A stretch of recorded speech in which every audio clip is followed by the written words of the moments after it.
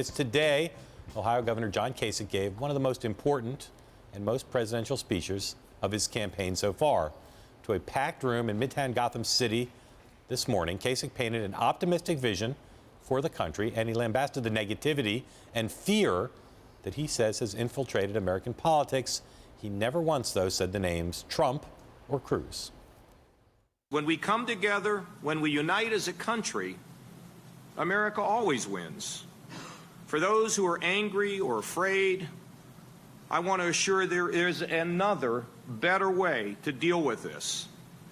Some who feed off of the fears and the anger that is felt by some of us and exploit it, feed their own insatiable desires for fame or attention.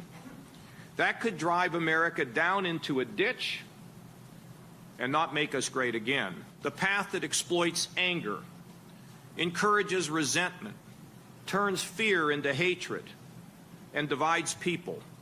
This path solves nothing. It demeans our history, it weakens our country, and it cheapens each one of us. It has but one beneficiary, and that is to the politician who speaks of it. The other path is the one America has been down before. Fear turns to hope, because we remember to take strength from one another. Uncertainty turns to peace, because we reclaim our faith in the American ideals that have carried us upward before.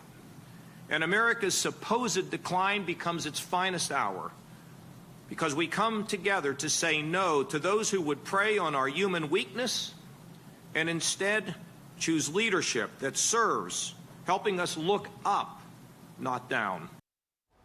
John, did Governor Kasich accomplish what he set out to do with that speech today? I'm going to let you talk about some of the stylistic and what the room was like. You were there, I was not.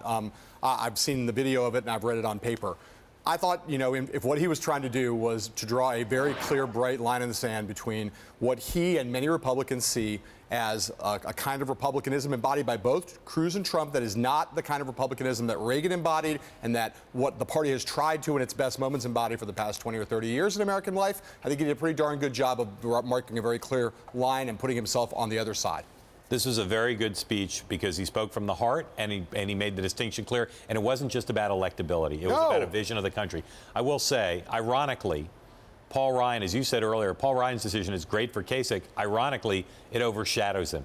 Yep. If Ryan had made this decision yesterday and Kasich had done his speech today, or even vice versa, but the same day means it's not going to get very much coverage on most shows. The other thing I'll say about it is, if he'd given this speech the day after he won the Ohio primary, today was a good day to give it, but he got stepped on, and I'm not sure. And the other thing I'll be curious to see is, does he keep it up? In the room, people loved it. Right.